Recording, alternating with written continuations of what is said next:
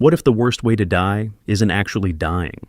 What if it's remembering dying in vivid detail, in a timeline you never visited, in a body you never inhabited, executed for crimes you never committed? We've all wondered what happens after death. But these people know something far more terrifying. They know what it feels like to die, to feel the blade, the rope, the voltage, the bullet, and then wake up screaming in a world where none of it ever happened. The cases you're about to hear aren't just strange, they're psychologically devastating. 10 documented accounts of people who remember being executed in timelines they never set foot in, and every single one of them came back broken beyond repair. Let's begin. Number 10. The Guillotine Dreamer. This case is one of the earliest documented instances of cross-timeline execution memory. And once you understand what this woman experienced night after night for 3 decades, you'll realize why she eventually begged doctors to remove her ability to sleep entirely. Imagine you're a librarian in a quiet English town. The year is 1952. You've never been to France. You don't speak French. You've never even seen a picture of a guillotine outside of history textbooks. But every single night for the past 15 years, you've watched your own head roll into a basket, while a crowd cheers in a language you somehow understand perfectly. That's exactly what happened to Margaret Holloway. And the details she remembered became increasingly impossible to dismiss as mere dreams. Margaret was 31 years old when the nightmares began in 1937. She described them as more vivid than any dream she'd ever experienced. They felt like memories. Real memories. She remembered the smell of the crowd first. Thousands of unwashed bodies pressed together in a Parisian square. She remembered the cobblestones beneath her bare feet as guards dragged her toward a wooden platform. She remembered the exact weight of the shackles on her wrists. And she remembered the guillotine itself in terrifying detail. The blade was shorter than the history books described. Not the tall, dramatic design from illustrations, but something more practical, more efficient. The wood of the lunette, the semicircular piece that locked around her neck, was smooth from use. Hundreds of necks had pressed against that same wood before hers. Margaret described the moment of execution with clinical precision that disturbed every physician who interviewed her. She felt the lunette close around her throat. She heard the crowd fall silent. She felt the vibration of the blade releasing, and then she felt it. The blade. Not a quick death like the history books promised. She described 1.3 seconds of absolute agony as the blade severed muscle, vertebrae, and finally her spinal cord. She described the strange sensation of her thoughts continuing for several seconds after the separation, seeing the basket rushing toward her face, hearing the crowd erupt, feeling her own blood warm against what remained of her neck. Then she would wake up screaming in her bed in England, checking her throat, feeling for the scar that didn't exist. Researchers became interested in Margaret's case in 1961, when a historian specializing in the French Revolution noticed something extraordinary about her descriptions. She knew details about execution procedures that hadn't been published in any accessible source. She correctly described the specific modifications made to guillotines in 1793, modifications that only appeared in French archives that hadn't been translated into English. She knew the name of her executioner. She knew the date of her death. She knew the false charges against her. When historians checked the records, they found her. Marie-Claude Beaumont, executed on October the 17th, 1793, for crimes against the Republic. A woman Margaret had never heard of, had no possible way of learning about, but whose final moments she relived every single night. Margaret underwent experimental sleep therapy, hypnosis, even early electroconvulsive treatment. Nothing stopped the memories. By 1967, she had developed severe insomnia, terrified of closing her eyes. She would stay awake for 4 or 5 days at a time until her body collapsed from exhaustion, only to wake again with the taste of her own blood in her mouth. In her final interview before her commitment to a psychiatric facility, Margaret said something that still disturbs researchers today. She said, "I don't think these are dreams anymore. I think I'm remembering something that happened to another version of me. And I think she's still there, dying over and over every single time I fall asleep." Margaret Holloway died in 1984, still experiencing the nightmares. Her final words to her attending nurse were, "The blade is coming down." Was Margaret somehow accessing memories from an alternate timeline? Did some version of her consciousness inhabit Marie-Claude Beaumont in 1793? And if so, why was she condemned to experience that woman's death thousands of times, across 4 decades? The next case suggests Margaret wasn't alone, and the method of execution only gets worse. Number 9. The Electric Chair Man. This case made international headlines in 1978, not because the story was necessarily believed, but because the physical evidence was impossible to explain. A man with no criminal record, no history of mental illness, walked into a hospital with burn marks on his body that matched exactly the electrode placement of an electric chair execution. But he had never been arrested, never been convicted, never been anywhere near a prison. Imagine you're a construction worker in Ohio. You're 42 years old. You've lived a completely ordinary life. One morning, you wake up with searing pain across your scalp, down your legs, and through your arms. You look in the mirror and see circular burn marks exactly where execution electrodes would be placed, and you remember dying. You remember being strapped into a chair in a concrete room. You remember guards placing a wet sponge on your head. You remember the mask going over your face. You remember the switch being thrown, and you remember what 2,400 volts of electricity feels like surging through your central nervous system. That's what happened to Robert Dunn, and the burns on his body told the same story his memories did. Robert walked into Mercy General Hospital on March 15, 1978, unable to explain his injuries. He had gone to bed the previous night completely healthy. He woke up with burns that doctors believed were electrical in nature. The placement was precise, too precise. A circular burn on his scalp, exactly where the head electrode would sit, matching burns on his ankles and upper arms where restraint straps would have pressed against skin. Robert told doctors he remembered everything. He remembered his name being Thomas Carver. He remembered being convicted of a murder he insisted he didn't commit. He remembered 3 years on death row in a prison he couldn't quite place. The architecture was wrong, the uniforms were wrong, the newspaper headlines mentioned events that hadn't happened. He remembered the date of his execution, November 3, 1963. But in Robert's memory, November 3, 1963 wasn't 15 years ago. It felt like yesterday. It felt like he had just died and somehow woken up in the wrong body, in the wrong year, in a world where Thomas Carver didn't exist. Investigators attempted to verify Robert's claims. They searched death row records across every state that used the electric chair. No Thomas Carver existed. The murder Robert described, a convenience store robbery in a town called Millbrook, Ohio, had never occurred. There was no Millbrook, Ohio, at least not in this timeline. But here's where the case becomes truly disturbing. Robert's physical symptoms didn't fade. The burns healed, but the nerve damage remained. He experienced phantom electrical sensations for the rest of his life.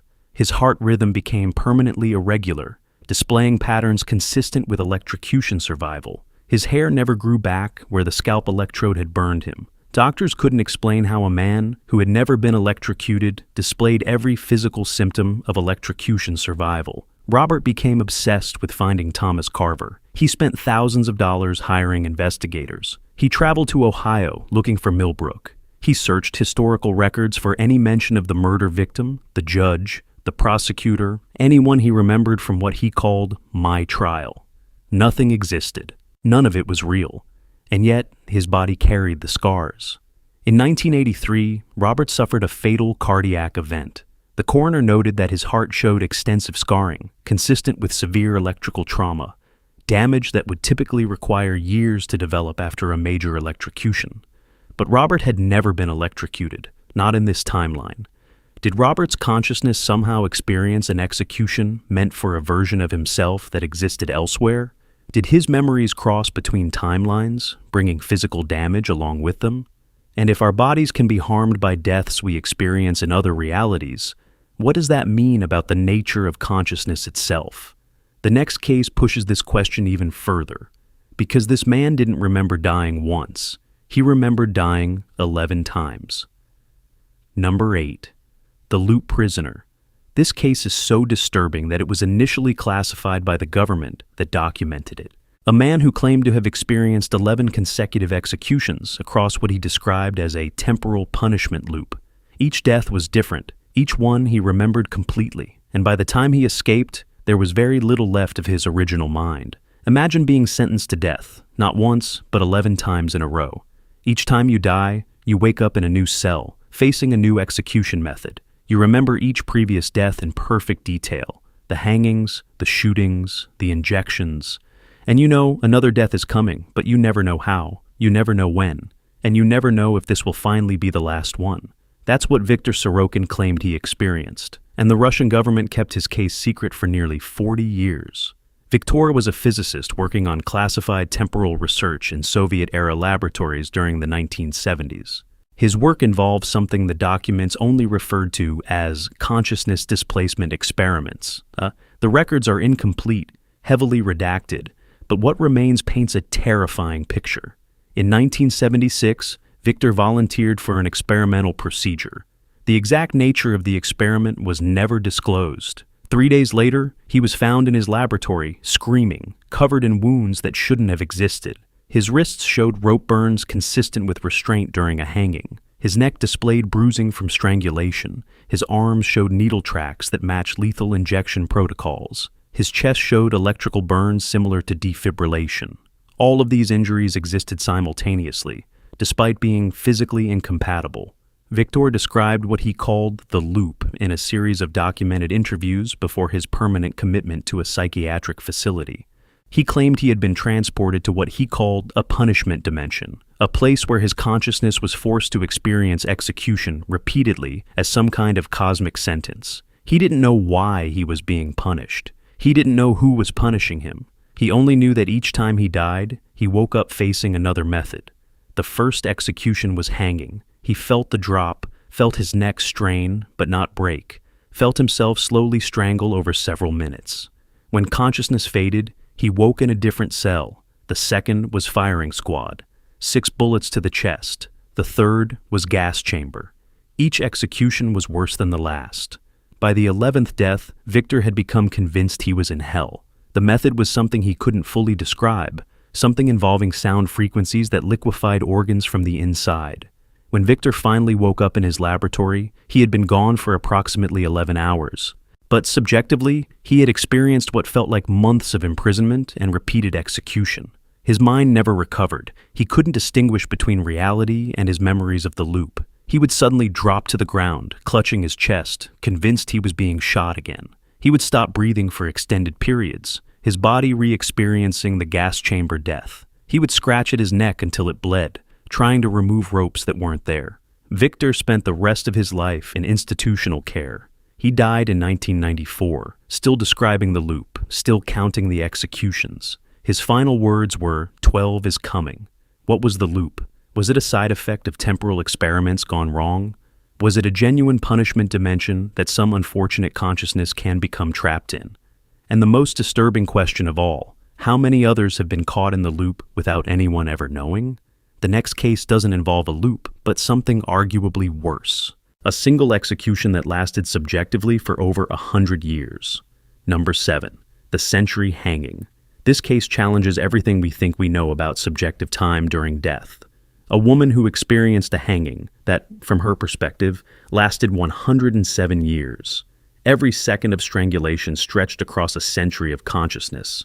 And when she finally died, she woke up in a hospital bed, having been clinically dead for only 4 minutes. Imagine being hanged, feeling the rope tighten around your throat, and then realizing that time has stopped. You're suspended in the moment of death, fully conscious, fully aware of the pain, but unable to die. Minutes pass, then hours, then days, then years, then decades. And still the rope tightens. Still you cannot breathe. Still death refuses to come. That's what Catherine Webb experienced. And 4 minutes of clinical death translated to 107 years of subjective suffering. Catherine was a nurse in Manchester, England. In 2003, she suffered cardiac arrest during what should have been a routine surgical procedure. Her heart stopped for exactly 4 minutes before she was successfully resuscitated. When she woke up, she was screaming. She couldn't stop screaming for 3 days. Catherine described her near-death experience to every psychiatrist, neurologist, and researcher who would listen. But what she described wasn't the bright light, the peaceful tunnel, the deceased relatives waiting to greet her. What she described was execution. She found herself standing on a wooden platform in what she recognized as medieval England. She was accused of witchcraft. She remembered the trial, which she insisted had taken place over several weeks of her subjective experience. She remembered being found guilty. She remembered the crowd gathering to watch her hang. And then the execution began. Catherine felt the hood go over her face. She felt the rope settle against her throat. She heard the trapdoor release. She fell. But she didn't die. The rope caught her, tightening around her throat. She felt her windpipe compress. And then time stopped. Not literally. She was still aware of each passing second, but the seconds became hours. The hours became days. She hung there, suspended in the moment of death, for what her internal experience measured as 107 years. She felt the rope the entire time. She felt the burning in her lungs. She felt the pressure in her head, the blood trying to reach her brain. She couldn't move. She couldn't speak. She could only hang there, dying but never dead, for over a century of subjective consciousness. Catherine developed a theory during those years of hanging. She believed she had slipped into what she called the space between moments, a temporal pocket where consciousness becomes trapped while the body dies. She believed others might be there too, millions of people throughout history, all suspended in their final moments, all dying forever without ever reaching death. When her heart was restarted in that Manchester hospital, Catherine was pulled back from the hanging, but she couldn't escape what she had experienced. She developed severe rope trauma, unable to wear anything around her neck, turtlenecks, necklaces, even seatbelts. She couldn't look at trees without seeing gallows. She couldn't see rope without feeling it tightening around her throat. The most disturbing aspect of her case was the physical evidence. When doctors examined her neck after resuscitation, they found faint bruising consistent with compression. Bruising that shouldn't have existed. Bruising that suggested her body had experienced, at least partially, what her mind believed had happened. Catherine took her own life in 2008. Her suicide note contained only one sentence: "I won't hang again." Did Catherine somehow access a death that belonged to another version of herself? Did her consciousness slip into a parallel timeline during those 4 minutes of cardiac arrest? And the most haunting question of all, are there others still trapped in the space between moments, dying forever, waiting for a restart that will never come? The next case involves something even stranger. A man who remembered being executed in the future. Number 6. The 2089 Condemned. This case terrified researchers because it didn't involve memories from the past. It involved detailed, consistent memories from a future that hasn't happened yet. A man who remembered being executed in 2089 for a crime that won't be committed for decades, and the execution method he described doesn't exist. Yet. Imagine waking up one morning with complete, vivid memories of your own death. But the death hasn't happened yet. You remember the trial, the conviction, the years on death row. You remember the execution chamber, the technology used to kill you, the faces of the people watching.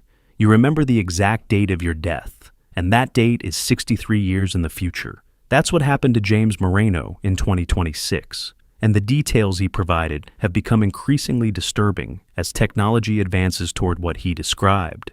James was an engineer in Silicon Valley. He had no history of mental illness, no interest in science fiction, no particular theories about time travel. But on the morning of April 14th, 2026, he woke up with memories that didn't belong to him, memories from 2089.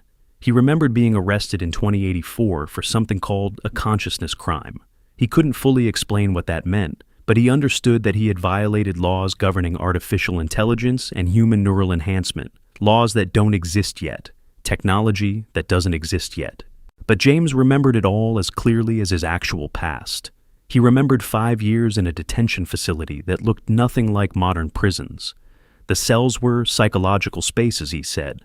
Not physical rooms, but controlled mental environments where inmates experienced whatever the system determined was appropriate. He remembered being alone with his thoughts for what felt like decades, though only 5 years passed externally. And he remembered the execution. James described a method he called neural dissolution. He was placed in a chair covered in neural interface points, thousands of tiny contacts pressed against his scalp, face, neck, and spine. When the execution began, these contacts didn't deliver electricity. They delivered information. The system uploaded a program directly into his consciousness, a program designed to systematically delete his identity. He felt his memories disappear first. Then his personality began to dissolve. His preferences, his fears, his loves, all erased piece by piece while he remained conscious enough to feel it happening. The execution took approximately 15 minutes. James experienced every second. He felt himself disappearing from the inside out. He felt the terror of losing who he was, while still being aware that he was losing it. By the end, he said, there was nothing left but a screaming void where his consciousness used to be. And then he woke up in 2026, gasping for air, checking his head for the neural contacts that didn't exist. James became obsessed with preventing his future execution. He studied emerging AI legislation. He monitored neural interface technology development. He tried to identify the specific crime he would commit so he could avoid committing it. But here's the disturbing part. The technology James described in 2026 has begun emerging. Neural interface development has accelerated dramatically. Discussions about consciousness crimes have entered academic and legal circles. The pieces of his remembered future are starting to appear in the present. James is currently 34 years old. According to his memories, he will be arrested in 2084 at age 92. That gives him 50 years to either prevent his execution or prove his memories false. But as each year passes, and more of his described future becomes present reality, James has become increasingly convinced that his execution is inevitable, that he has already died in some sense, that his consciousness in 2089 somehow transmitted itself backward to warn him. But the warning cannot change what has already happened. Was James somehow contacted by his future self in the moments of execution? Did his consciousness in 2089 reach backward through time to plant these memories? And if the future is already fixed, if his execution has in some temporal sense already occurred, can anything he does in the present change it? The next case is the most physically impossible yet. A woman who simultaneously remembers being executed at 2 different ages, in 2 different centuries, by 2 entirely different methods. Number 5. The dual death woman. This case broke the minds of every researcher who studied it. A woman who carries 2 separate, complete memories of her own execution. One from the year 1692, one from the year 1943. Both executions happened to her. Both she died in. Both she remembers with perfect traumatic clarity. And yet, she was born in 1978. Imagine carrying 2 deaths inside you, 2 completely different final moments, both absolutely real, both seared into your memory with the same intensity as your actual life experiences. One death by burning at the stake in colonial Massachusetts. One death by beheading in occupied France. You remember both. You lived both. And neither of them ever happened to you. That's the impossible burden Elena Voss has carried since she was 17 years old. Elena was a high school student in Vermont when the memories began surfacing. They came separately, about 3 months apart, and each one fundamentally destroyed a different part of her understanding of reality. The first memory surfaced in January 1995. Elena woke from what she initially thought was a nightmare, but the nightmare didn't fade. It stayed. It became part of her. She remembered being tried for witchcraft in Salem Village in 1692. She remembered the accusations, the spectral evidence, the terrified faces of her neighbors turned against her. She remembered being condemned to burn. Elena described the execution in horrifying detail. She remembered being tied to a stake. She remembered the wood being piled around her feet. She remembered the torch approaching. The fire didn't kill her quickly. She felt her clothes burn away first, then her skin. She smelled her own flesh cooking. She remained conscious as the flames climbed higher, as her muscle tissue began to char. She died slowly, pain that exceeded anything the human nervous system should be capable of experiencing. And when death finally came, she woke up screaming in her bedroom in Vermont, checking her body for burns that didn't exist. Elena spent 3 months recovering from this first death memory. She underwent therapy, as she was prescribed medication. She almost convinced herself it was a particularly vivid nightmare. Then the second death surfaced. This time, she was in occupied France during World War II. A resistance fighter, arrested by the Gestapo, interrogated for days, eventually condemned to execution as an example. She remembered being marched to a courtyard. She remembered kneeling before a wooden block. She remembered the executioner raising his blade. Unlike historical accounts of quick beheadings, Elena's death was slow. The blade was dull, either from overuse or deliberate cruelty. It took 3 strikes to sever her head. She remained conscious through all 3. She felt the first strike hit bone and stop. She felt the blade withdraw. She felt it fall again, cutting deeper. She felt the 3rd strike complete the separation. And like the Salem memory, she experienced the moments after death. She felt her consciousness continue as her head fell. She saw the courtyard from the perspective of the basket. She felt her body collapse behind her. Then she woke up screaming in Vermont, checking her neck for the wound that didn't exist. Researchers have studied Elena's case extensively. Brain scans show that when she recalls these memories, her neural activity is identical to genuine memory recall. Her brain believes these experiences happened to her. They are stored the same way real memories are stored. They carry the same emotional weight. Some researchers have theorized that Elena exists at a convergence point of multiple timelines, that versions of her consciousness from 1692 and 1943 somehow collapsed into her present awareness, that she is, in some sense, 3 women occupying one body, all of them carrying the trauma of their own executions. Elena has attempted suicide twice. Both times, she has described the attempts as trying to reach a death that belongs to her, a death that is hers alone, a death that will finally end the loop of dying over and over in bodies and times that were never supposed to be hers. She is currently 47 years old and living in a residential psychiatric facility. She still experiences both deaths regularly, sometimes multiple times per week. She has stopped hoping they will stop. Is Elena somehow anchored to multiple versions of herself across time? Did those women in Salem and France somehow transmit their deaths to her before she was born? And if consciousness can carry executions across timelines, how many of us are carrying deaths we haven't remembered yet? The next case suggests the answer might be all of us. Number 4, the collective execution. This case is unprecedented in temporal research. Not one person remembering an execution, but 47 people across 6 countries, all simultaneously developing identical memories of the same execution, the same crime, the same trial, the same method of death, all experienced by 47 people who have never met, spread across the globe with no possible means of coordinating their stories.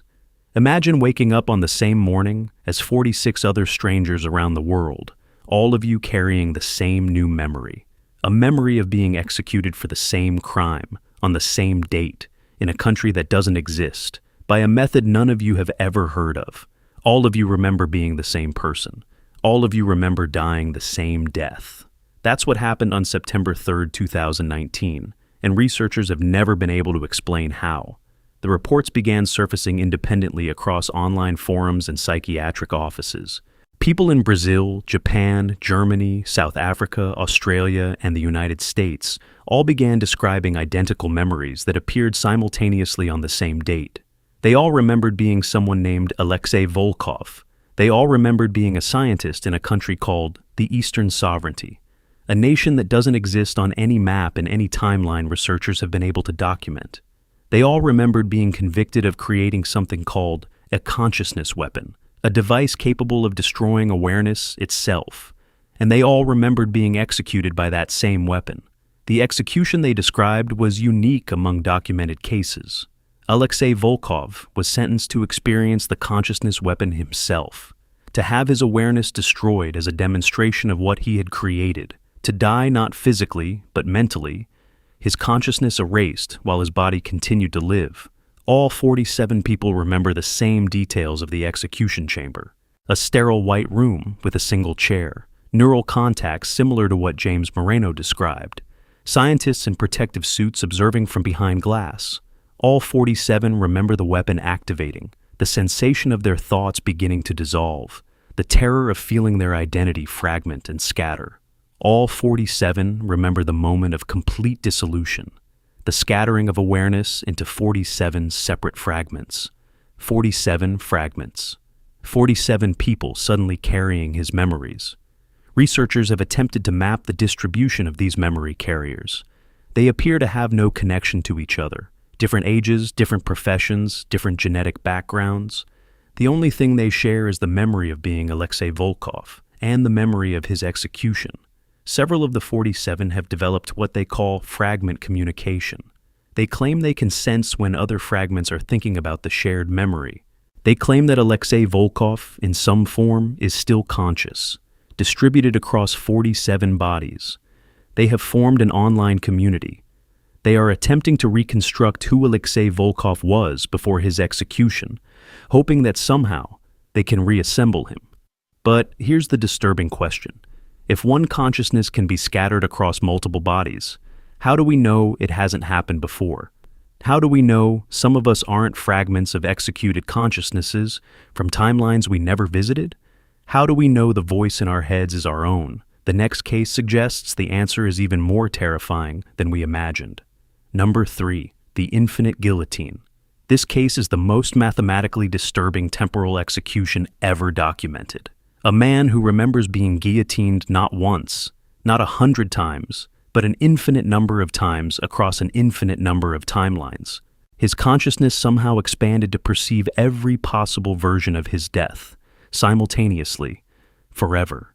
And he has been experiencing that infinity for 23 years. Imagine dying, and in the moment of death, your awareness expands rather than contracts. Instead of fading to nothing, you suddenly become aware of every other version of your death across every possible timeline. You feel the blade fall once, you feel it fall 1,000,000 times. You feel it fall forever. And you never stop feeling it. That's what happened to Marcus Chen. And he has been dying continuously since 2002. Marcus was a physicist specializing in theoretical multiverse mechanics at MIT. His work involved calculating the probability distributions of consciousness across quantum states. In 2002, he experienced what he initially believed was a severe psychotic episode during an experiment involving high-energy particle interactions. He collapsed in his laboratory and was clinically dead for approximately 7 minutes before being resuscitated. When he woke up, he was no longer screaming, he was laughing, a hollow, broken laughter that disturbed everyone who heard it. He looked at his colleagues and said something that would define the rest of his life. He said, "I can feel all of them, every blade, every neck, forever." Marcus explained that during his 7 minutes of clinical death, his consciousness had somehow become unmoored from linear time. He didn't experience a single death. He experienced every death. Specifically, he experienced himself being guillotined in every timeline where a version of him existed. In some timelines, he was executed in the French Revolution, like Margaret Holloway's Marie Claude. In other timelines, guillotines were still used in the modern era. In other timelines, the guillotine was invented earlier, in ancient Rome, in medieval England, in prehistoric civilizations that never existed in our history. In every timeline where a guillotine existed, and a version of Marcus could die by it, he felt the blade fall, infinitely, simultaneously, eternally. Marcus describes his current existence as a kind of layered consciousness. He is present in our timeline, functioning at a minimal level. But beneath that surface awareness, he experiences an infinite loop of beheadings that never stops. He feels the blade falling right now, not as a memory. He feels it actively, constantly. Every fraction of every second, he experiences his own beheading in countless variations. The cold blade, the hot blade, the clean cut, the ragged saw. All of them, all at once, all the time. Doctors have attempted every treatment imaginable. Antipsychotic medications have no effect. Hypnotherapy cannot access the layer of consciousness where the executions occur. Even induced comas don't stop the experience. He reports that he continues to feel the blades even when his brain activity is suppressed to minimal levels. Marcus has developed a theory about what happened to him. He believes that consciousness, at some fundamental level, is not bound to a single timeline. He believes that during his 7 minutes of death, his awareness expanded to its true multiversal state, where all versions of himself exist simultaneously. And he believes that this expanded awareness cannot be collapsed back to a single timeline. Once you see infinity, you cannot unsee it. He is currently 51 years old. He has been experiencing continuous infinite execution for 23 years. He has attempted suicide multiple times, but has been stopped each time.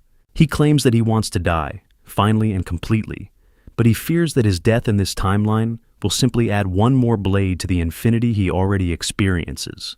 Is Marcus experiencing a genuine expanded consciousness? Has his awareness somehow become distributed across the multiverse? And if so, what does that mean for the rest of us? Are we all, on some level, experiencing our deaths in every timeline? Are we simply unaware of the blades already falling? The next case suggests that awareness might be the only thing protecting us.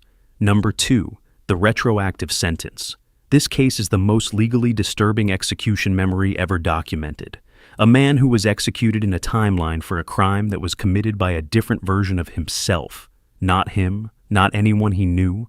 A version of himself from a timeline he never visited, whose actions somehow resulted in his death. Imagine being arrested for a murder you didn't commit. You have an alibi. You have witnesses. You have physical evidence proving your innocence. But none of it matters because in another timeline, another version of you did commit that murder. And the courts have decided that consciousness is continuous across timelines, that if any version of you committed the crime, all versions of you are guilty. That's the impossible situation David Kowalski found himself in, and he experienced the execution that followed. David was an accountant in Chicago. In our timeline, he had never committed any crime more serious than a parking violation. But in 2021, he began experiencing vivid nightmares about being arrested, tried, and executed for murder. The dreams were too detailed to be dreams. He remembered specific legal proceedings. He remembered the face of the woman he had allegedly killed. He remembered evidence proving a version of David Kowalski had committed the crime, not him. A version from a timeline designated as Beta 7 in the court documents he remembered. But the court system in his memories didn't recognize timeline differentiation as a defense. They operated under something called continuous consciousness doctrine, which held that all versions of a person across all timelines were fundamentally the same consciousness experiencing different paths. If Beta 7 David committed murder, all Davids were equally responsible. The execution David remembered was by firing squad. 7 shooters, 7 bullets. He remembered standing against a concrete wall. He remembered refusing a blindfold. He remembered watching the rifles rise. And he remembered being shot. But here's the disturbing part. David's memories included documentation, legal proceedings, forms, official stamps. When researchers analyzed the details, they found impossible consistencies. The legal structures he described followed recognizable patterns. The philosophical arguments about consciousness he remembered being debated in court were coherent and sophisticated. Someone, somewhere, in some timeline, had developed a legal theory that held all versions of a person responsible for the actions of any version. And David had experienced the consequences. After the memories fully surfaced, David developed paranoid behaviors. He became convinced that timeline courts could reach across realities to execute him again. He believed that if any version of himself committed any crime, he could be pulled into another execution at any moment. He began monitoring his own behavior obsessively, not because he feared committing crimes himself, but because he feared what other versions of himself might do. He tried to live as morally perfect a life as possible, hoping that somehow this would influence his counterparts across the multiverse. It didn't work. In 2023, David experienced what he described as a second retroactive execution. This time, a version of himself had committed financial fraud. This time, the method was lethal injection. David is currently living in isolation, trying to minimize his existence as much as possible. He believes that every action he takes creates ripples across timelines. He believes that the more he does, the more opportunities other versions of himself have to commit crimes that will result in his execution. He has said that he wants to disappear, not die, but simply cease to exist in a way that makes him untraceable to timeline courts. He doesn't know if that's possible. He doesn't know if anything is possible except more executions forever, for crimes committed by people who are him, but not him at all. Is David experiencing genuine cross-timeline legal consequences? Do courts in other timelines really hold continuous consciousness doctrine? And if so, what does that mean for the rest of us? Are we all potentially liable for the actions of versions of ourselves we've never met? The final case is the most disturbing of all, because this woman doesn't just remember being executed, she remembers executing herself. Number 1. The self-executioner.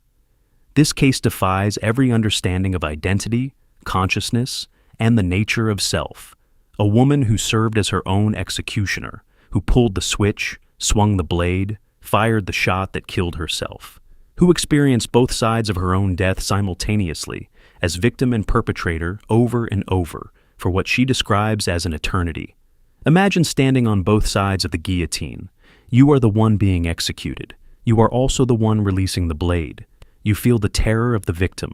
You also feel the cold purpose of the executioner. And when the blade falls, you die twice. Once as the person being killed. Once as the person doing the killing. Both are you. Both are absolutely real. That's what Anna Brennan has experienced, and it has destroyed every version of her that exists. Anna was a graduate student in philosophy at Oxford when the memories began in 2017. She specialized in personal identity theory, specifically the question of what makes you you across time and change. Her dissertation explored the possibility of consciousness existing in multiple simultaneous states. The universe apparently decided to show her. Anna's memories don't come from a single timeline. They come from what she describes as a convergence point, a place where all versions of herself collapse into a single awareness, and where that awareness is forced to execute itself. She describes the convergence point as a white space with no features except a single execution apparatus. Sometimes it's a gallows, sometimes it's an electric chair, sometimes it's a guillotine. In the convergence point, there are always two Annas. One is condemned, one is the executioner. Both are her. They can communicate. They can reason with each other, but they both know what must happen. The executioner Anna must kill the victim Anna. That is the rule of the convergence point. That is why they exist. Anna has experienced this scenario countless times. She has been the victim, feeling the rope, the blade, the bullet, the electricity. She has been the executioner, pulling the lever, releasing the switch, firing the weapon. She has watched herself die from both perspectives simultaneously. The guilt of the executioner, the terror of the victim, both at once, both absolutely real, both absolutely her.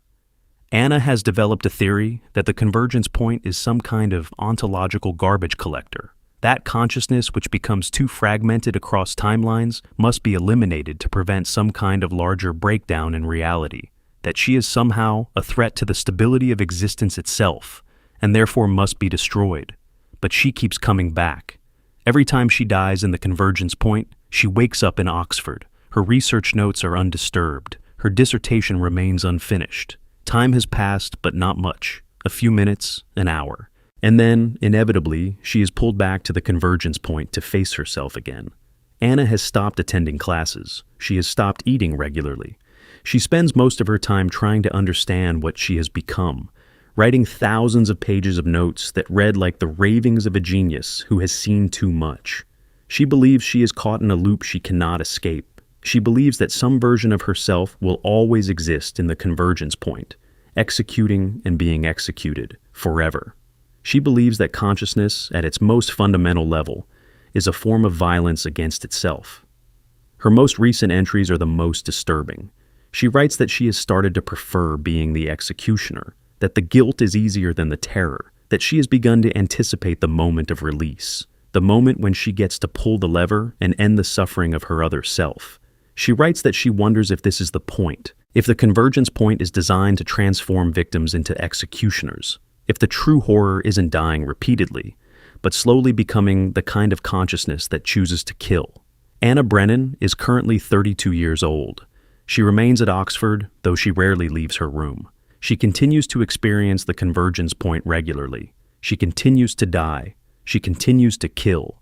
And she continues to wonder which version of herself is the real one, the victim, the executioner, or the consciousness experiencing both, forever, without end, without hope, without any escape except the next execution.